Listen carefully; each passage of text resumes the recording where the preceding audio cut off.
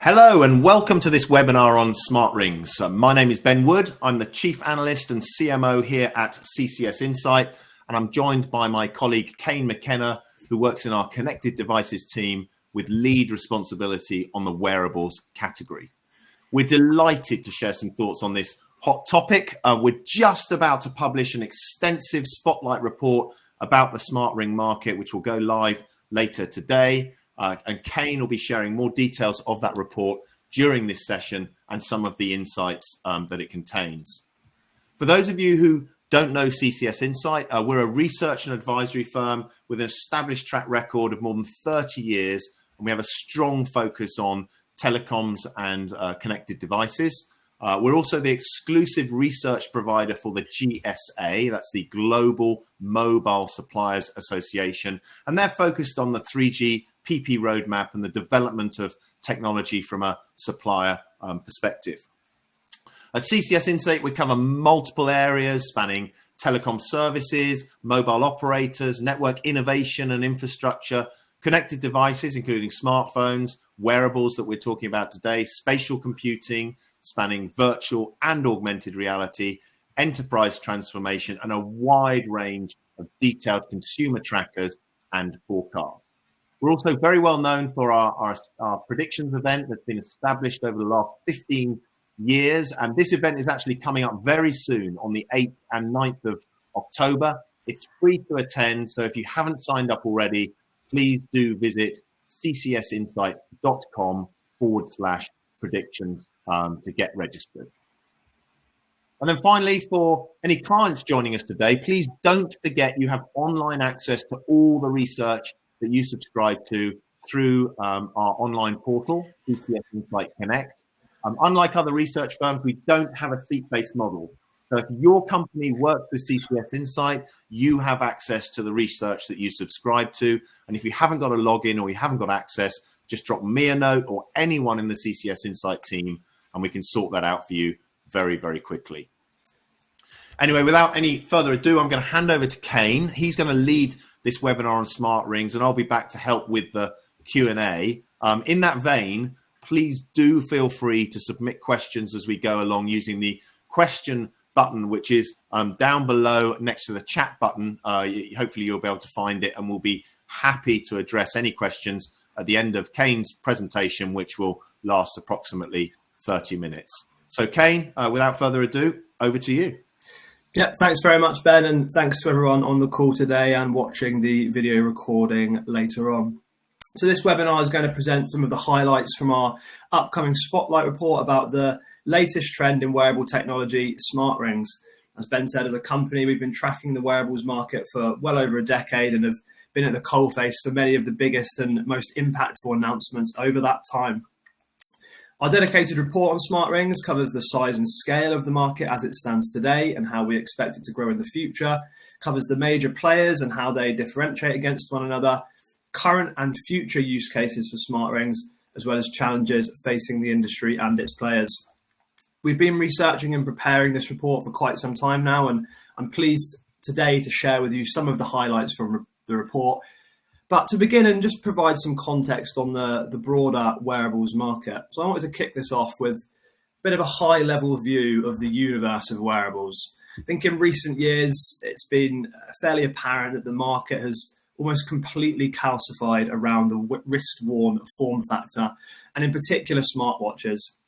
And within that form factor, we only expect that trend to continue as we continue to see more affordable and more capable smartwatches increasingly displace fitness trackers. Other form factors have also risen and fallen in prominence over the past decade. I'm sure everyone today has at least one pair of hearables. Some of you may be using them right now, be they in-ear buds or over-the-ear headphones. And there have been many attempts through the years to integrate some form of biosensing into that product type. Many still on the market today, but despite some of the supposed benefits around improved heart rate tracking accuracy over smartwatches and the dual purpose of playing audio and health tracking, they've yet to truly take off and achieve any sort of mass market appeal or awareness. We could soon see a renaissance there. Apple pushing into hearing health with the latest updates to the AirPods Pro 2, calling that an all-in-one hearing health experience, having a loud sound reduction feature, hearing test, and also a hearing aid feature. Looking at other product types, there are some more niche perhaps examples like foot pods. These are small tags attached to shoes, offered by fitness tech companies like Coros and Garmin. Often used in conjunction with a watch. They sort of bolster the tracking capabilities of the watch by adding things like cadence, stride length, ground time, balance, all metrics important for particularly running athletes looking to improve their form and performance. Perhaps the most niche of the examples here, smart clothing, has also seen various attempts through the years to make a popular consumer product. I think the most memorable one for me being the Google and Levi's collaboration on their commuter jacket, but like I said, still hugely niche, and today we rarely even see product launches in that category. I think behind smart rings, eyewear is perhaps the most interesting segment in terms of where we are today and where we see potential in the future. Products like the Ray-Ban Meta smart glasses have done far better than many expected on their launch, and companies like XReal and Rocket are making steady progress on integrating some of the more visual display elements into their glasses, all sort of technologies building towards the fully fledged AR glasses of the future, something that Ben, as Ben mentioned earlier, our predictions event will be covering some quite exciting predictions on there, so please do sign up for that if you haven't yet. Despite many attempts from players that are engaging in these markets and building these products, all of these product types have really failed to grow to take up a significant share of the wearables market. But that could all soon be about to change. Smart rings have been slowly growing in prominence in recent years, driven largely by companies like Aura and Ultrahuman. And this year, Samsung's Galaxy Ring launched and has catapulted them into the wider public consciousness. But the history of smart rings extends far before this recent wave of interest, stretching all the way back to 2013 with the launch of the McClear NFC payment ring. And in the early stages of the market, this kind of NFC payment ring really defined where the majority of products were available and where the, at the time, limited amount of consumer demand sat. And in some ways, these were really amazing products. I think back in 2013, the ability to wave your finger over a card reader and have the transaction go through really did come across as if you were casting some sort of magic spell. But the devices weren't without their issues as well. The need for an antenna to run round the circumference of the ring to broadcast the NFC radio frequency meant that the ring's primary material had to be something through which the signal could pass. Plastic, or more premium options, ceramic, was often the material of choice for this, but both of these led to issues with durability on a lot of the rings. Frequently, after perhaps a couple of bad experiences, they weren't being replaced by their owners, and that sort of set a bit of a limiting factor on the market's growth. A situation that then really wasn't helped by the rollout of services like Apple Pay and Google Pay, both offering similar experiences from a smartphone and later a smartwatch. Now, this segment is still active, led by the companies shown here, just as three examples, but it has increasingly ceded ground to the much more dynamic area of health sensing smart rings. And I'd like to briefly take you through a timeline of how we got to the sleek, streamlined products of today. So the health sensing smart ring market sort of started way back in 2015. One of the first consumer available products, the first generation Oura Ring, launched on Kickstarter. Now, as you can see from the image here, quite a chunky product to wear on the finger. But that first generation was a true pioneer product and one of the first consumer available health sensing smart rings. Of course, that large size and initial launch on Kickstarter naturally limited the uptake of the ring, but nevertheless, it was a hugely important product that paved the way for what was to come, both for its own brand and for the wider industry. The next brand to come on the scene was Motive, another pioneer in the space, and made great strides with a much more streamlined, arguably more attractive, compact design that has really set some standards for how the market wants to build these rings today and the kind of footprint it wants to get them down to. Oura then countered with a streamlined ring of its own a year later, launching the Gen 2 ring, adding some new features and making a much more discreet product that could compete directly with the Motive ring on aesthetics. And I think one of the sort of most interesting what could have been moments in this market came a bit later on. 2019, a biosecurity company called Proxy purchased Motive. And then a few months later, in early 2020, decided to shelve its consumer smart ring business. And that sort of left Oura as the de facto market leader in a still young market that at the time it had almost, or at least a very significant amount of control over. A year later, it then released its Gen 3 ring and shifted towards a purchase plus subscription model for owner of its new device. And a new competitor also joined it in the form of Circular. And then alongside continual feature releases and just the general improvement of the experience on existing products, this trend of new competitors joining the market has sort of defined the years since then. Ultrahuman joined in 2022. Rincon and Movano announced rings in 2023 alongside a few other brands. And then most notably, Samsung became the first major consumer electronics brand to launch a smart ring in July of this year. Now, of course, that wasn't a full timeline of all of the key product launches and moments in the industry, but hopefully it's provided a good overview of the kind of health sensing smart rings we're going to be focusing on for the conversation today. We are seeing more companies join the space now, all brands sort of seeking to differentiate themselves from each other on areas like price, aesthetics, ecosystem, and feature focuses.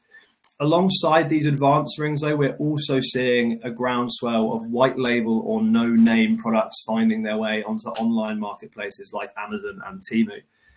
Now, this was always a present force in the market, like it is in nearly all consumer electronics markets, but the segment has seen a massive spike in prominence and interest since the announcement of the Galaxy Ring. Many opportunistic vendors selling on these marketplaces are buying these rings at incredibly low prices, often from factories in China. And we've spoken to some of the factories that produce these rings, and we've learned that you can sort of buy ready to badge and ship products for as low as $11 per unit. Now, of course, these kinds of devices, they're incredibly basic, very rudimentary data being supplied to the wearer. And we've observed similar types of products in the basic smartwatch market, and it appears that rings haven't particularly been immune to this element. What also surprised us, though, is the scale of this market segment. Speaking to some of the players involved, we expect that the white label market for smart rings could be as large as 12 million units in 2024, dwarfing the 1.7 million advanced health rings that we expect will sell this year. Obviously, the price differential on these rings is incredible, so the amount of value being generated in the market will swing the other way. But it's interesting just to know the scale of how many of these products are being produced. Going on from there, the incredibly diffuse nature of where these products are sold does make it very difficult to track the market accurately. And because of their rudimentary nature, they aren't particularly instructive as to where the market will head in the future. So for the rest of the time today, whenever we're talking about smart rings, it is those advanced health sensing smart rings that we'll be talking about. Now, as we've mentioned, for the longest time, the leading form factor in wearables has undeniably been watches. So a lot of the consumer insight that's available is related to them, but I still think it's massively instructive and valuable to look at that data as an example of how wearables are viewed more broadly, and as a comparison perhaps of how people have historically used smartwatches to compare and contrast against how people might use smart rings and what some of the differences are, and maybe how we expect people to use them in the future. So in CCS Insight's smartwatch user surveys, our findings year after year have consistently shown that health and well-being tracking is a crucial motivator for people to buy smartwatches. Health tracking is the main feature they use, a major reason why people join the market in the first place, and also one of the leading reasons why they choose to upgrade, trying to get access to better or more advanced health tracking. So, as we stand today, smartwatches are the most popular way of accessing daily health tracking. So why is there this need or desire for smart rings, and why are they worth all of the attention they're getting? Well, There are many reasons, some related to features and some less so related to features, which we'll cover a bit later on. But one of the most important ones is all about sleep tracking, and more broadly, overnight and getting access to 24/7 tracking. So our research shows that less than half of smartwatch owners wear their watches to sleep most nights. This behavior varies by brand. Brands that have watches that tend to have lower battery lives on average, such as the Apple Watch, we find owners of those watches are the least likely to wear their device overnight, likely due to that being the optimal time to charge the watch. But what this reluctance to wear smartwatches that we observe overnight, that we observe across the industry, means is that there's a huge volume of data that's being lost by people not wearing their watch at night. And this opens the door for smart rings to differentiate from other wearable products, thanks to the fundamentally different design attributes of each device type. So smart rings are able to neatly resolve some of the problems around size, comfort, charging frequency that have limited the number of people who wear their watch to sleep. And then the compact and discreet design of smart rings has led to all manufacturers billing sleep tracking as a headline use for devices and a central driver of sales. And more important perhaps than just providing sleep tracking, as I mentioned, that gathering of data while the wearer is asleep underpins many of the other key features offered by smart rings. Sleep, particularly body temperature when asleep, is one of the most important metrics for predicting menstrual cycles and fertile windows. However, the reliability and accuracy of this feature is severely hobbled if, for example, smartwatch users aren't tracking their sleep using the watch. In this case, smart rings could potentially be a much better option to improve the validity of the data in the feature. Smartwatch companies were also comparatively slow to move into this area. Slow movement from smartwatch companies, coupled with a widespread lack of sleep insights required for accuracy, has offered smart ring companies, initially Oura, but now others, a very clear runway to building a suite of women's health features, often becoming recognized as specialists in the field. And Oura in particular hasn't stopped advancing its investment into women's health, recently going away from menstrual prediction and fertile windows into putting increasing focus on how its product can provide value to women as they go through perimenopause and later menopause. Another factor that bolsters the strength of women's health features on rings is perhaps some of the cultural preferences towards rings that differ between men and women in many markets. In most regions, women tend to be more accustomed to wearing rings than men. It's absolutely not the case everywhere, but broadly, we expect that a higher proportion of smart ring users will be women in most markets, which does sort of lend itself to that investment in women's health tracking and making it a very natural pairing of features. It's also worth noting that smart rings have really stood out as a product that's bridged the gap in investment into women's health features in wearables. I think for a long time, smartwatches in particular felt as though they were devices being designed by teams of male engineers, designing things for them and their friends. So it's been encouraging to see the initial focus on women's health features from smart ring companies having sort of an impact perhaps on the decision of more mainstream wearable companies like Apple and Samsung to build out more capable women's health tracking features on their smartwatches. Another feature offered by leading smart rings that is highly dependent on accurate and regular sleep tracking is preparedness or recovery scores. These are named or labeled differently across brands. For example, Fitbit and Oura both call it a readiness score, while Garmin has gone with body battery. But essentially what they offer is a measure of how much energy and how prepared the wearer is to tackle the day ahead. And then from that can offer guidance on whether the wearer is ready to go to that really intense workout class, or perhaps opt for one that's more focused on recovery, or even taking a day off entirely. And given how intertwined sleep is with recovery, and thus with this feature, and how many smartwatch users aren't tracking their sleep with any regularity, smart rings are really well positioned to better fulfill the promise of a daily score that considers the full breadth of the past 24 hours to offer guidance on the day ahead. Now, smart rings, of course, offer far more than just these three features, but I think in our view, they're currently the key areas that smart rings are able to really effectively differentiate themselves from other wearables in a positive way. Now, that's not to say that development of new features is stopping or even slowing. We're seeing constant feature releases from all of the sort of major vendors in the place. And there's still a huge runway of potential future improvements for these devices. I think one of the key areas there is, building on the already strong health and fitness capabilities of the devices, and in particular, looking at preventative health. So the finger's often cited as a far better place to gather data than the top of the wrist, as a simpler bone structure, similarly strong blood flow, and its position near to an extremity makes it one of the first stops on the blood pressure wave. And these are all facets that contribute to the effectiveness of as a place to gather data.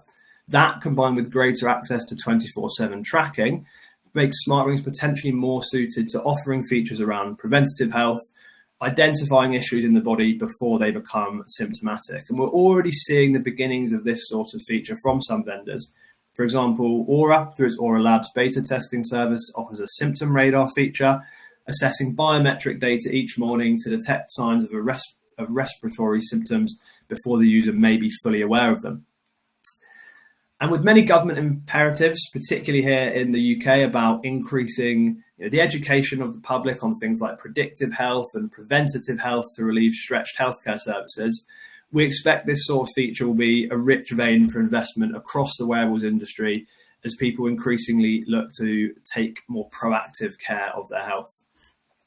There's also the potential for the two varieties of smart ring, NFC and health sensing, to converge. Historically, we haven't yet seen this, and it hasn't been possible, as I mentioned, due to the preference for health sensing smart rings to use titanium as the shell material, which would interfere with the NFC signal. And as mentioned, most NFC rings either use plastic or ceramic, both materials that don't lend themselves well to durability and the long-term retention of a premium jewelry-like experience. If these issues can be overcome, however, and an NFC antenna can be squeezed into the already small footprint of existing rings, the two categories could converge. Smart rings could also serve as a central component for user authentication. We've already seen how smartwatches can be used to verify a user in certain ecosystems. For example, Apple allows iPhones and Macs to be unlocked by a user's Apple Watch without an additional password. Smart rings should be able to offer similar levels of verification and may again even be better suited to this, given their likelihood to be worn for longer periods than many smartwatches. And finally, smart rings typically today include accelerometers to detect restlessness at night and provide some activity tracking. But until recently, there hadn't been many attempts to use this information for anything else. However, Samsung has demonstrated a potential avenue with gesture tracking on the Galaxy Ring. Users can make a pinching gesture with their thumb and forefinger to provide user input on other Galaxy devices, such as smartphones, to take a picture.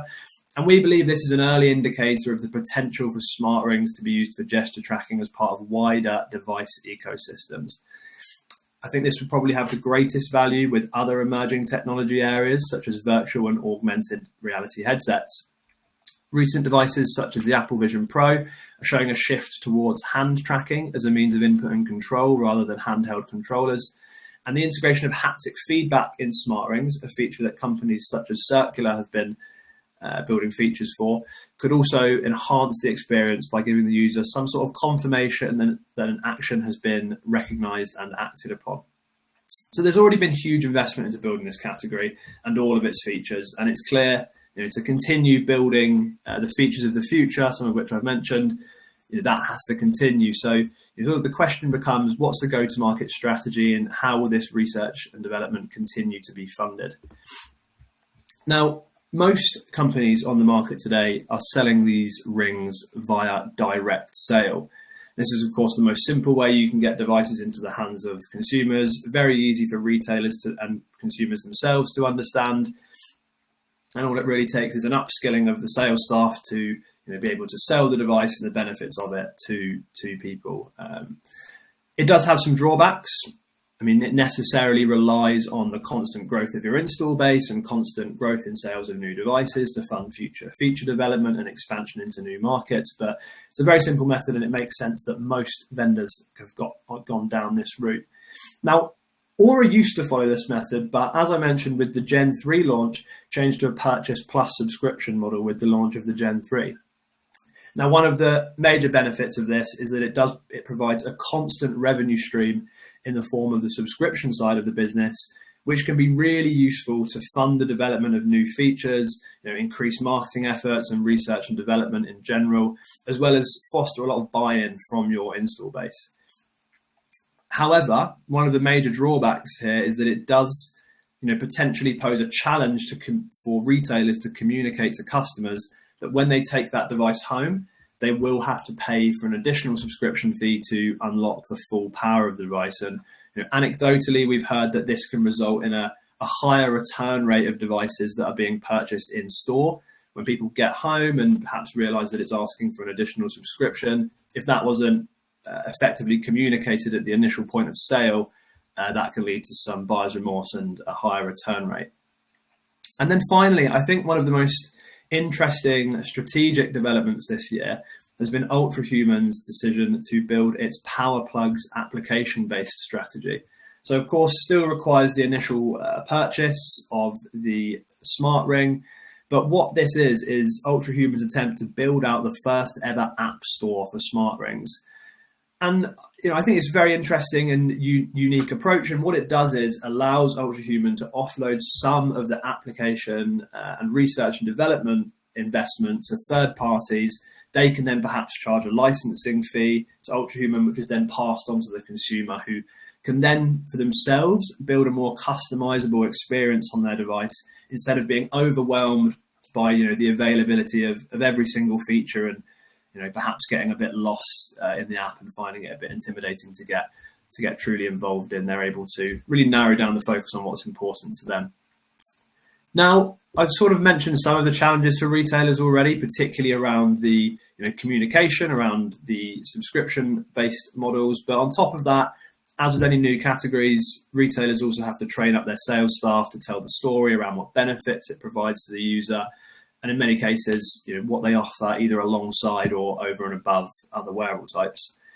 One of the other major challenges that's for the market to get to grips with, that is a relatively new one in wearables, is ring sizing.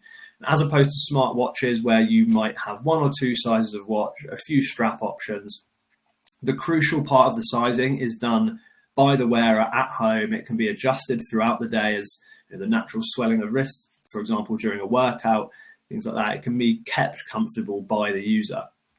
However, with rings, this just isn't an option, and that makes sizing absolutely crucial to get right first time. Now, the way this has been most effectively achieved so far is by the sale of ring sizing kits ahead of the purchase. Often these are then reimbursed off the cost of the full ring, but what about brick and mortar retailers, for example? Often they want to make the sale there and then, and that's not particularly well suited to a ring sizing where it's ideal that one of the rings is worn for at least a day to account for any of the natural swelling and shrinking of the hands throughout the day. And if this isn't done correctly, it leads to a third problem. It can lead to massive problems with reverse logistics.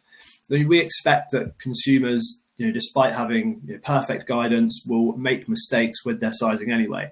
And it's really important that retailers and manufacturers are able to be flexible around exchanging one ring size for another. And what this means is they'll have to develop a really sort of sleek, really efficient reverse logistics process that can sort, inspect, process returns for refurbishment or resale and exchange that one incorrect ring size for another to maintain the sale. And then finally, inventory management. With so many different sizes of rings and different colors of ring available, the individual number of SKUs for an individual smart ring far exceeds that of a comparable smartwatch. And this means that distributors and retailers and even manufacturers themselves have to be very confident about which sizes and which colors will sort of drive the greatest and the least number of sales and either purchase or manufacture accordingly. Despite these challenges, though, we are seeing that retailers are increasingly embracing smart rings. The entrance of Samsung certainly seems to have legitimized the category in the eyes of many, and the sort of retailers that are involved have gone from some sort of a very small sort of cohort of people, perhaps very broad ones like Amazon and Best Buy, but also some more sort of localized ones like Selfridges in the UK. So it wasn't particularly widespread in the retail channel, but since the involvement of Samsung, we've really seen this shift on.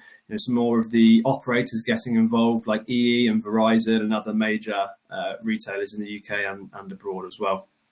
And what we're also seeing is that in the further up the channel in distribution, companies there are also increasingly deciding to offer multiple brands of smart ring to target different price segments. So where previously it was perhaps a challenge to sell them on the idea of managing the distribution of one smart ring, now they actively want to have multiple options to meet different price points.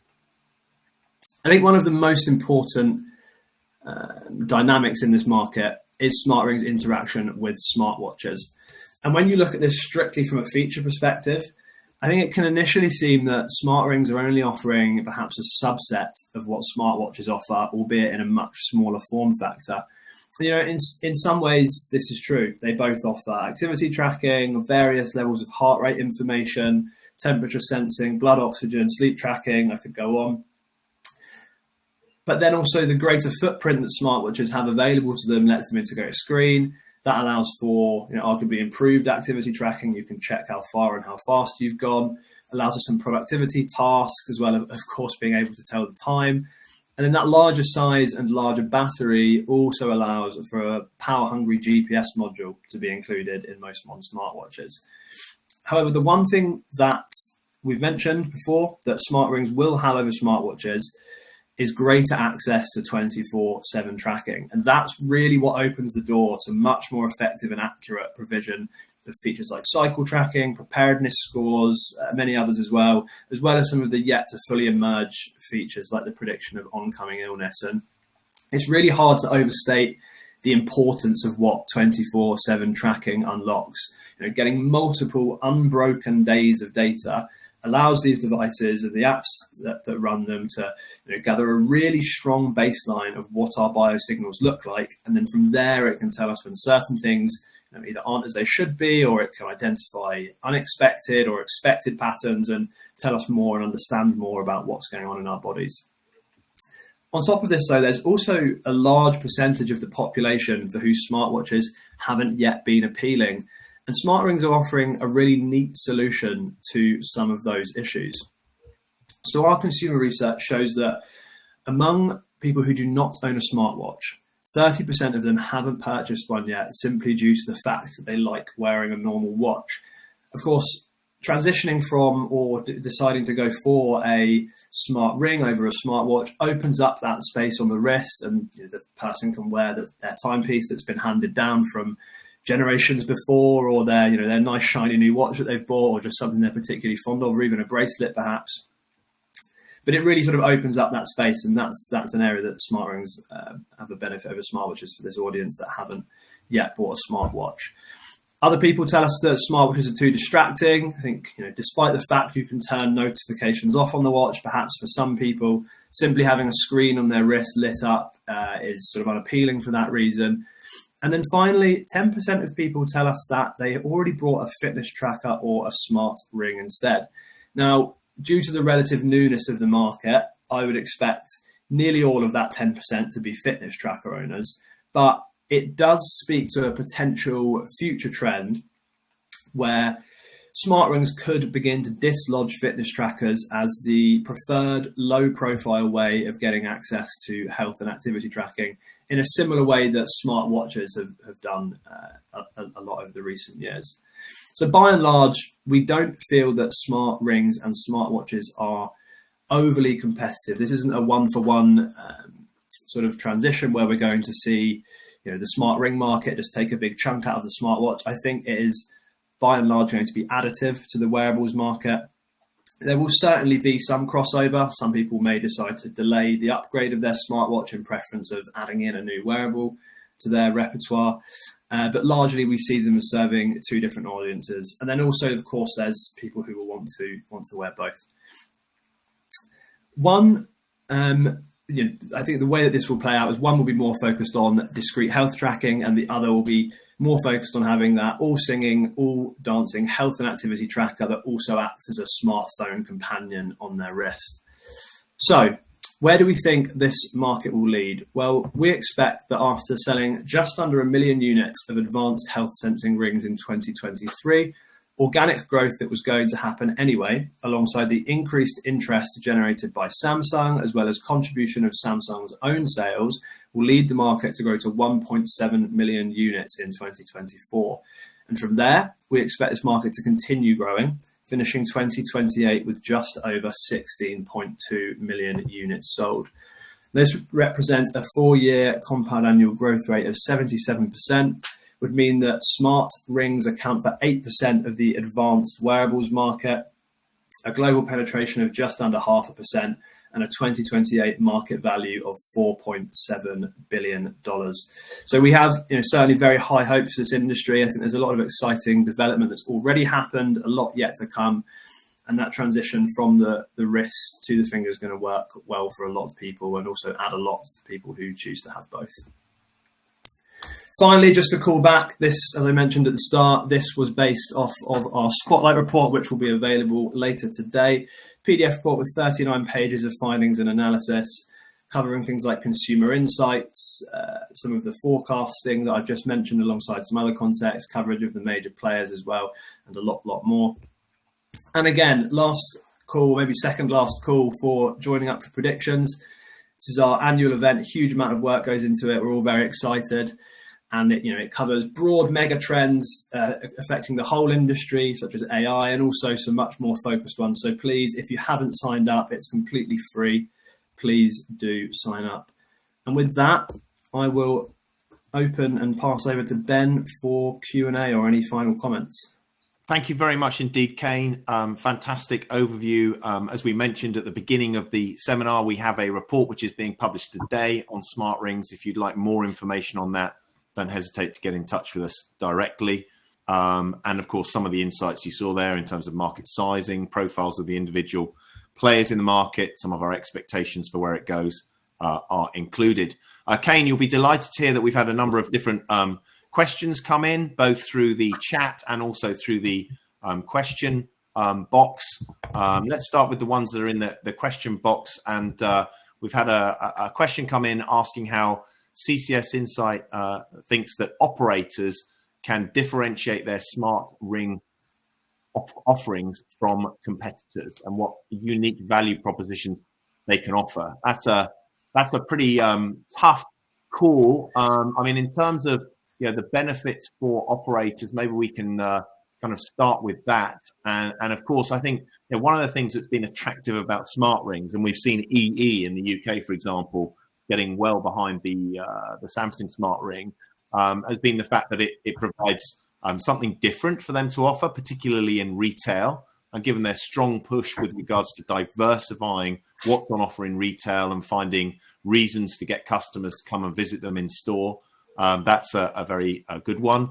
I think they'll be hoping that if they can get customers having devices beyond just the smartphone, that will help help with customer engagement and customer loyalty over time. And as I said, having innovative offerings can position them as being differentiated from competitors by offering cutting edge technology and more innovative solutions.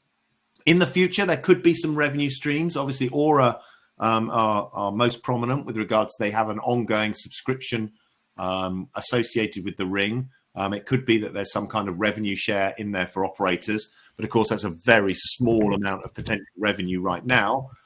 Things would have to really take off.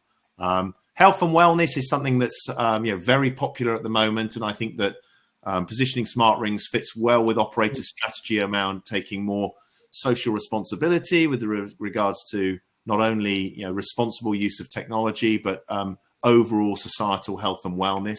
So I think that would fit well. So they're the things off the top of my mind that I could think of. Kane, I don't know whether there's anything you want to add.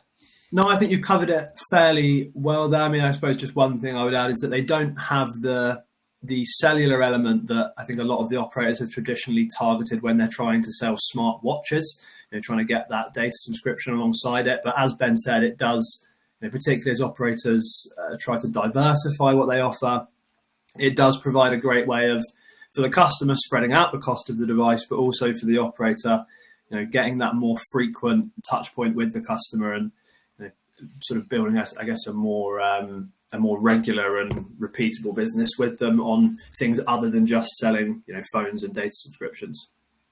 Another one, a question from Alex about whether smartwatch makers are making attempts to tweak their design so there's less reason for people to get smart rings. Now, I guess this depends where you're competing, because of course, Samsung are playing in both the smartwatch and the smart ring space. Honor have indicated they will do that. Right now, Apple doesn't have a smart ring. We have a question about that. We'll come to that in a moment.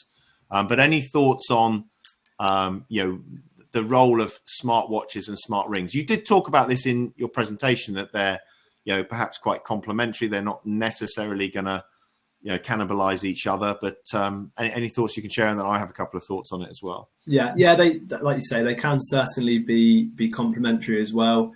Not just in some of the ways that Samsung have tried to sort of sell them on, with getting better battery life on both sides, but getting access to that 24/7 tracking, as I mentioned, and then perhaps perusing through what that 24/7 tracking unlocks from the watch, I think is a really, really powerful use case as well. But in terms of whether smartwatch manufacturers are changing their designs, it's very interesting and timely question, and I wonder if you have sort of an expected answer from this. But it's interesting that Apple have sort of invested in thinning down their latest smartwatch. Obviously, as I mentioned, the sort of key, I guess, door in for this industry was sleep tracking, and the fact that people weren't wearing their watches overnight. Having a slimmer, lower profile smartwatch would necessarily improve some of the comfort elements of that, and perhaps would lead more people to wear the watch overnight. Now, whether this is a direct explicit strategy from Apple, or if it's just a timely coincidence, I don't know. But I think it is very, very interesting things that have happened at the same time that seem to be, if not intentionally linked, I guess definitely interesting to look at the two in comparison. Ben, I don't know if you had any more comments on that. I mean, I think anyone who's a kind of stats junkie and wants to capture every single bit of activity in their lives, having the smart ring as a complement to a smartwatch means that when your watch is on charge, or for some reason you're not wearing it, you don't miss out on that data. Obviously, there's the view that the ring is more suitable for people who don't want to wear a smartwatch in bed. Personally, if you're a smartwatch user and you're wearing it 24/7 and just doing a little bit of top-ups, I think there's less reason to have a smart ring. But we do know that people are very interested in the category, albeit it's pretty small right now. This is virtually a rounding error in the context of the smart phone market. Kane, related question to that from Andy Bush about rumors from Apple doing a ring. You and I have talked about this at length. I mean, who knows? It's very much up to individuals' views on what will happen. We certainly don't have any inside knowledge on that. What's your thoughts, Kane? Yeah, I think it's really interesting. I think every year now, almost, you see some sort of news about a new patent filing from Apple related to smart rings. And in a lot of ways, it would be a very natural progression in their sort of broader connected devices or devices strategy, where we know that they're heavily invested into sort of health and fitness in general, but also to some of the other points, particularly around gesture tracking. We've seen a huge amount of investment from Apple in that area, particularly with the Vision Pro. And what Apple tends to do, and we've sort of observed this through time, is leave little breadcrumbs of a trail of what their strategy is going to be in the future. And perhaps that's one of the breadcrumbs, and 10 years from now we'll all be interacting with our devices in a slightly different, more gesture and voice-based way, perhaps. And a smart ring would be a very natural progression of that, providing some more detailed input on perhaps which finger you're touching for interaction with the Vision Pro, for example. Just as one. Ben, I don't know if you have more. Yeah, I mean, I think the Vision Pro one's interesting insofar as they've made so many advances in the camera tech in that device that you can do all the gestures just with your hands, so it obviates the need for a ring potentially. But I think that Apple is a brand which just has tremendous ability to bring a product to market and get consumers excited. Right now, they'll be looking at the smart ring market and say, well, it's not big enough to worry about. But I think that if Apple did launch a ring, it could be almost a kind of must-have gadget that people would flood out to purchase. It also fits very well with Tim Cook's mission around health, whether it's some of the things they did in the early days around getting people to stand up more frequently, monitoring heart health, now new things like sleep apnea, hearing, those sorts of things. A ring could provide them an opportunity to bolster that. We've got floods of questions coming in, so we better keep working through them. A very interesting question from Neil about, and we can't answer this, Neil, because we don't know, but I love the question. Any view on the statistical longevity of smart rings versus other wearables?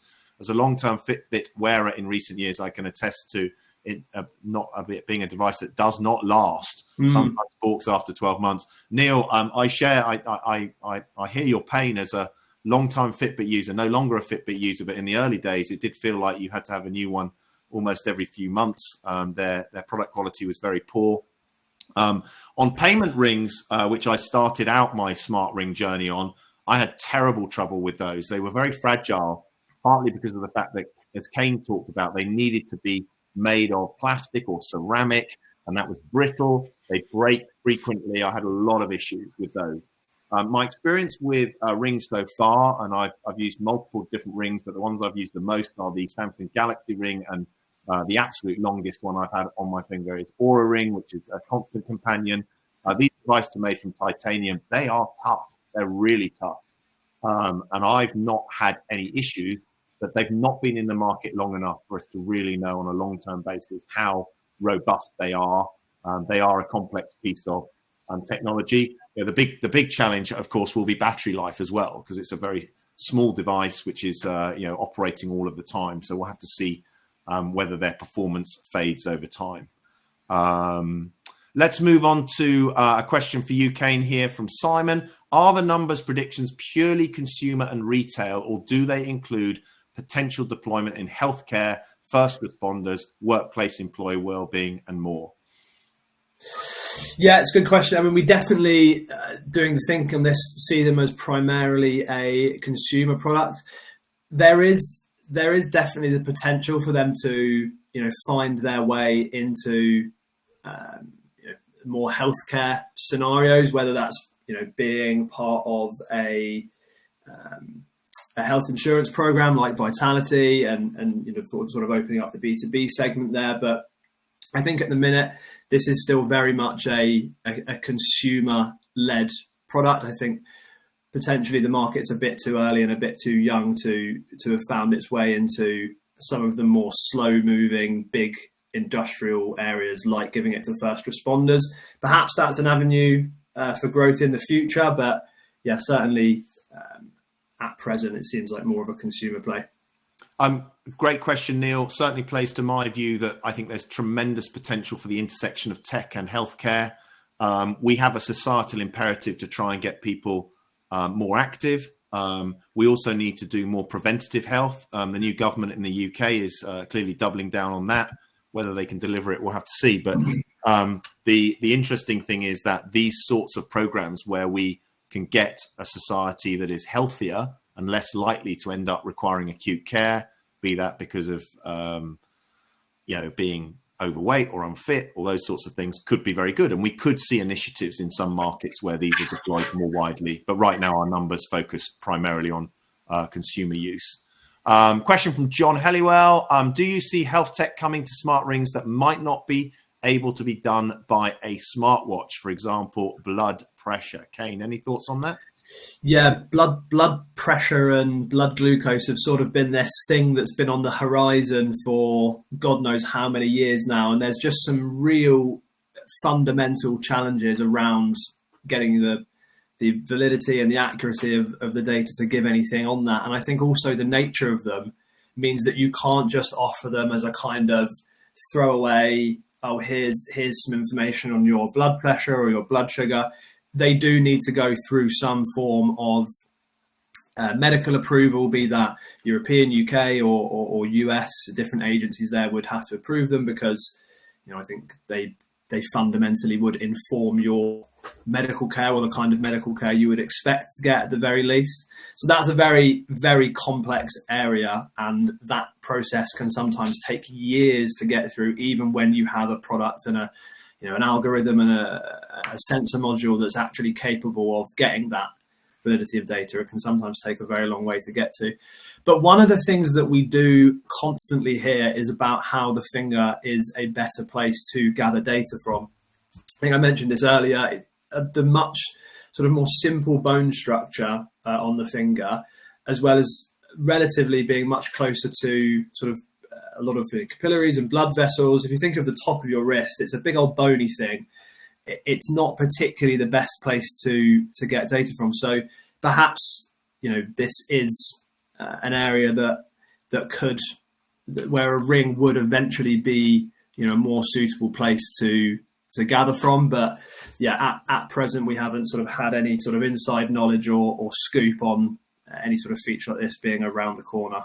It still seems that there's some challenges to overcome. And we'll hear about it going through FDA, for example, trials before we hear about it on a product. So great, thanks, Kane. If you want to knock the slides off, that'd be good. Let's go to just related to John's question. I think the challenge with smart rings is it's such a small form factor. I think the innovations will come first in smart watches, and then we'll move over to some of those things will transition to smart rings. Kane mentioned glucose monitoring. Links to a question from Nigel about any thoughts on the recent announcement from Aura with the acquisition of Very. That's super interesting because Very is providing CGM, continuous glucose monitoring. That's a very, very interesting area. Anyone who's interested in personal health and tracking it, you'll probably be aware of the Zoe company offering CGM as well. I think that this is a natural next step for Aura, given that the Aura audience and the Aura install base right now would be very, very likely to be interested in finding new metrics that they can assess, and CGM is going to be a good one. So I'm watching that Very acquisition with a great deal of interest. We had a question from Lee, which was, how will threats to women's reproductive rights in the US affect women's comfort in trusting companies with their most personal data? This is a hot topic. We are not the best qualified to answer this, but just a few quick thoughts on this. Largely, it revolves around how you look after the data that you're capturing. So, of course, there will be all sorts of compliance with privacy regulations. We're seeing more and more of that. Data minimization is very important as well, making sure that you only collect the data necessary for the ring's core functions rather than collecting a lot of other different data. All the usual things you need to do as a company, like strong encryption, transparent data policies, will be very important here. And of course, getting explicit consent from any of the users to provide them with the confidence that the data you're taking is going to be used responsibly. And I think we have seen some of the companies looking at doing some more kind of proactive advocacy around privacy rights and reproductive rights, which is quite interesting, and real big commitments to safeguarding data. This is going to be a huge issue, particularly in the US, but it's one that we are tracking with interest. So thank you very much for that question. We have another question. Let me just check here. I think we've addressed both of those ones about operator ecosystem. I think we're almost there, Kane. Can you see any that last call for any questions if anyone. Here we go. A question from Caroline here, or Carolyn, apologies if I got your name wrong. In which countries are smart rings currently used the most? Kane, any thoughts on that? Yeah, I think the real initial takeoff of smart rings was, very, very early on. The Aura is a Nordic company, so it was sort of concentrated around there. But I think where the real boost came was expansion into the US, particularly during COVID. I think it's a very sort of West Coast health aware product. That's where it sort of initially found a bit of a foothold, and it's certainly expanded out from there, particularly if you look at the kind of retailers that it's in, that they're becoming more and more available in. So I think, as with nearly all new product categories, North America and the US in particular tends to sort of be the first mover, and then Western Europe, developed markets, and Asia Pacific tend to follow. So at the minute, that's certainly where we see the largest number of rings being sold. Looking forward, other markets are a huge potential. I mentioned some of the cultural preferences around rings. We hear that India has a very egalitarian sort of attitude towards the wearing of rings. It's not a gendered thing in any way. So that's certainly a market that has huge potential as well. we've also seen obviously some alignment with Samsung's big markets. So South Korea apparently is doing well with the Samsung Ring, and North America.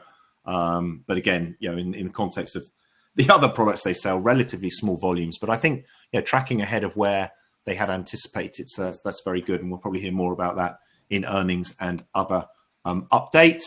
Let me just want one final check to make sure we haven't missed anybody's questions out, but I think we're pretty much there. There was a question about a recording being available. This will be available on our website, ccsinsight.com/events. We have replays for all of the events that we've undertaken that you can find there. This one will be posted very shortly. Other than that, I'd just like to thank everybody for attending. Kane, thank you very much for sharing your insights. If you do want to learn more, as I said, our new Smart Rings Spotlight Report is being published today. We'll be able to provide more details if you're interested. Talk to your account managers, contact anyone at CCS Insight. And if you have any questions you want to follow up on beyond this webinar, please don't hesitate to drop myself or Kane a line. You can reach us on our names, ben.wood or kane.mckenna at ccsinsight.com, or alternatively through LinkedIn. Thank you very much again, and look forward to hopefully some of you joining us for our predictions event in a few weeks' time. Bye-bye. Thanks, everyone.